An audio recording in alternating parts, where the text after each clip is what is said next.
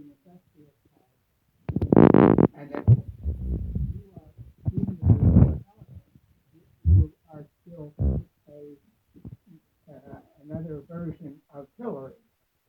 So could you answer that? Sure. First of all, Secretary Clinton and I are very different human beings, but I was a rabid supporter of Secretary Clinton. It doesn't mean that Bernie is not my friend. That he and I haven't partnered on bills together. We haven't written great bills together, like our importation of prescription drug bill. So we tend to paint with broad brushes and deny people individuality. There is nobody in the United States Senate that's come the path that I have to the United States Senate. Where I live, as my mom said who I am, where I live, what my entire career has been working for, is standing up for people who are marginalized, standing up for people who are left out of the political equation, and being that voice in the United States Senate. That while everybody talks rightfully about climate change, I want to talk about the fact that we stopped taxing polluting companies, and now Superfund sites, which we were cleaning up and going down, are now going up. Why do I talk about those issues? Because I'm the only senator, I think if I'm correct, that lives within a mile of a Superfund site, which children born around Superfund sites have 20% higher rates of birth defects, 20% higher rates of autism.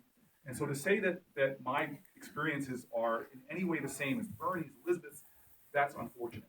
And we've got to stop doing that to each other as Democrats. We've got to start understanding that we all come with passionate beliefs, and we may disagree on issues. So let's take on AIPAC and the corruption of money in general on policy. So I'm one of 6 senators. I wish it was 100, but there's 94 others that should do what I've done. One of 6 senators said I will not take any corporate PAC contributions, any corporate contributions. I just think that money is poisoning American politics, and everybody should take the pledge.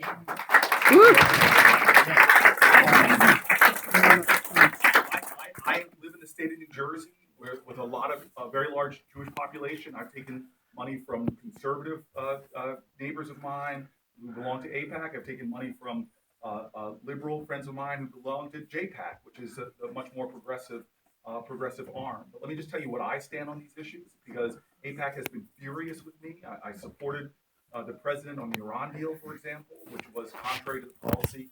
I stand for issues of justice and issues of dignity. I believe in the security and safety of the state of Israel, but I'm one of those guys that has taken criticism for it. But I stand up for the dignity of Palestinians as well. I've traveled extensively in the West Bank, and I meet with Palestinian leaders in my Senate office. And so when it comes to the military, I'll tell you this right now, we spend what the next 7 countries do combined on military expenditures. We have been involved in a 17-year war right now that and are involved in military operations around this planet Earth that, if you all know your Constitution, the President of the United States does not have the war powers. War powers belong to us. The last time there was a vote on the war in Afghanistan was 7 years ago, before I was even a United States Senator. We're operating off of something called an authorization for the use of military force from 2002. So one of the loudest voices in the Senate were saying, wait, I'm a senator now for 5 years. I should have the right to vote, debate, argue the ongoing war in Afghanistan. I have voted against military spending for funding arms to the Saudis. I voted against the war in Yemen, which has had 85,000 children die. And Americans have to take responsibility. When we are fueling the planes that are doing the bombing, when we are in the targeting centers, helping with their targeting when there are civilian casualties, since the Trump administration put us back in that targeting center, has gone up over 100%. So I have traveled this planet Earth as a member of the Foreign Relations Committee to places that Americans often don't even know. Americans were shocked